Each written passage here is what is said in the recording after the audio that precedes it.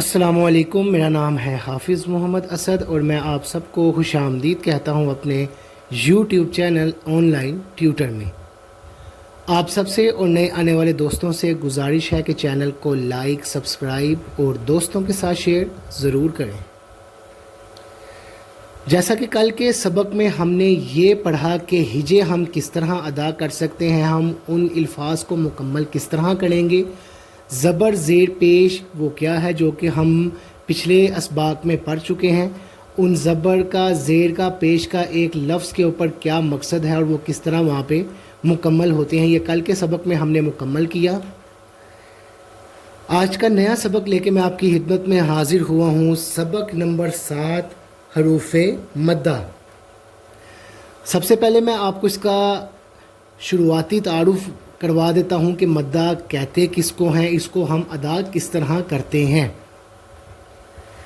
مدہ ایسے حرف کو کہا جاتا ہے کہ جب وہ کسی الفاظ پر موجود ہو یا کوئی ایسا الفاظ جو بناوٹ کے لحاظ سے، ادا کرنے کے لحاظ سے اس طرح ہو کہ ہم اس کو تھوڑا سا لمبا کر کے پڑھ سکیں، تھوڑا سا کھینچ کے پڑھ سکیں۔ سبق شروع کرنے سے پہلے ہم ہدایات کو تھوڑا سا پڑھ لیتے ہیں۔ بچوں کو بتائیں کہ اس علامت کو جزم کہتے ہیں، جس حرف پر جزم ہو اس کو ساکن کہتے ہیں۔ جزم والا حرف اپنے سے پہلے متحرک حرف سے مل کر پڑھایا جاتا ہے۔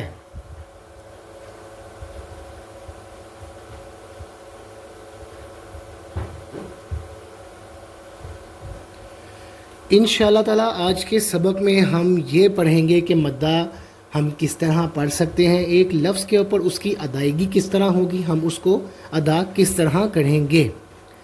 آج کا سبق شروع کرتے ہیں۔ اعوذ باللہ من الشیطان الرجیم، بسم اللہ الرحمن الرحیم۔ با زبر با، با پیش واو بو، با زیر یا بی، با بو بی۔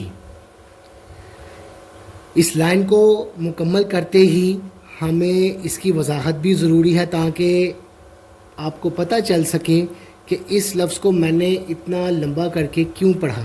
جیسا کہ ہدایات میں بھی ہم نے پڑھا تھا کہ اس کو ہم تھوڑا سا، جس حرف کے اوپر یہ موجود ہوگا اس حرف کو ہم تھوڑا سا دبا کر، تھوڑا سا کھینچ کر یا لمبا کر کے پڑھیں گے۔ اگر میں اس کو بالکل سادگی کے ساتھ ادا کرتا ہوں تو با بو بی، ایک لفظ جو ہے وہ مکمل تو ہوا، لیکن ایک لفظ کی جو مکمل ساخت ہے، اس کا ایک طریقہ کار ہے، وہ یہاں پہ مکمل نہیں ہوا۔ اگر ہم یہاں پر ایک ایک حرف میں غلطی کریں گے تو بہت زیادہ امکان ہے کہ جب ہم قرآن پاک پڑھیں گے تو اس میں بھی غلطیاں ایسے آ جاتی ہیں، ہمیں محسوس نہیں ہوتا پڑھتے وقت، لیکن وہ غلطیاں ہو رہی ہوتی ہیں۔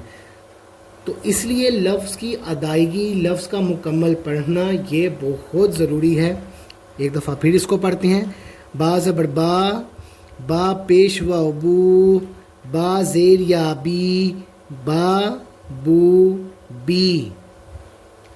نون زبر نا، نون پیش واو نو، نون زیر یا نی، نا نو نی۔ جزم والا لفظ اگر آپ غور کرتے ہیں تو وہ لفظ ہم ادا تو کر رہے ہیں لیکن وہ ساکن ہے۔ جیسے کہ میں نے ابھی ایک لفظ پڑھا، نون پیش واو نو اور نون زیر یا نی، نون پیش واو نو، نون زیر یا نی۔ اسی طرح یہاں پر بھی آپ دیکھتے ہیں تو با پیش واو بو، با زیر یا بی۔ اب جن جن حرف کے اوپر جزم موجود ہے وہ ساکن تو ہیں، لیکن ان کو ہم نے مکمل ادا ضرور کرنا ہے، پھر ہی ہمارا ایک لفظ مکمل ہوگا اور ہمارا سبق بھی ایسے ہی مکمل ہوگا۔ اگر ہم اس کی ادائیگی ہی نہیں کریں گے تو لفظ مکمل نہیں ہوگا۔ ان کو ادا کرتے وقت آپ نے ایک چیز کا خیال ضرور رکھنا ہے کہ ان کو بہت زیادہ تیزی کے ساتھ آپ نے نہیں پڑھنا، جتنا ہو سکے اتنا اطمینان سے اور آرام سے آپ نے پڑھنا ہے تاکہ لفظ کی ادائیگی مکمل ہو۔ اسی طرح تھوڑا سا ہم سبق آج کے پارٹ میں بھی آگے بھی پڑھیں گے۔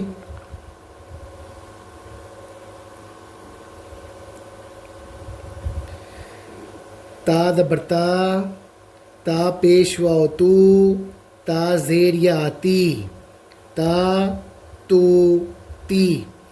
یا زبر یا پیش واو یو، یا زیر یا ی، یا یو یی.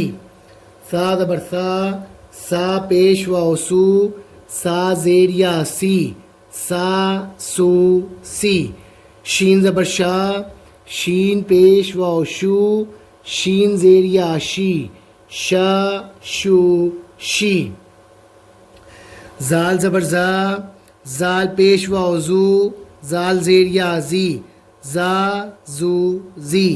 زا زبر زا پیش واو زو، زا زیر یا زی، زا زو زی.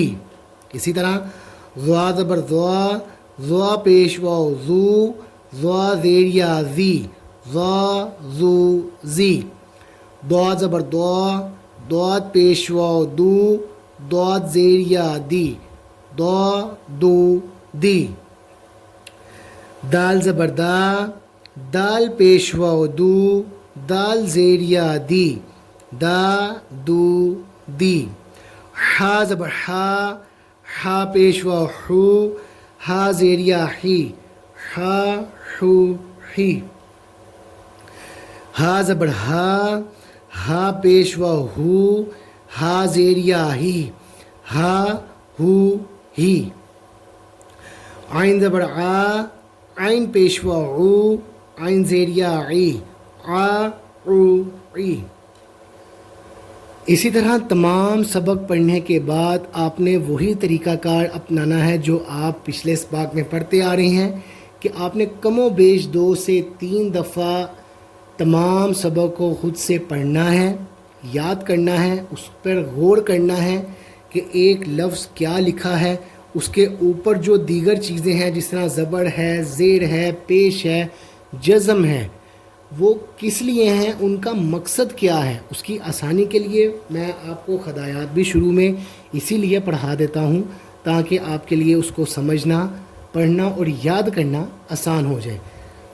امید کرتا ہوں کہ آج کی ویڈیو، آج کا یہ سبق آپ کے لیے بہت زیادہ مفید ثابت ہوگا. سبق سے متعلق کوئی بھی سوال اگر آپ پوچھنا چاہیں تو کمنٹ سیکشن میں آپ مجھ سے سوال پوچھ سکتے ہیں. میں انشاءاللہ تعالی آپ کے سوالات کے جوابات ضرور دوں گا. دعا کرتے ہیں کہ اللہ تعالیٰ کی بارگاہ میں جو سبق ہم نے آج پڑھا، اللہ تعالیٰ اس کو اپنی بارگاہ میں قبول و منظور فرمائیں. السلام علیکم ورحمۃ اللہ وبرکاتہ.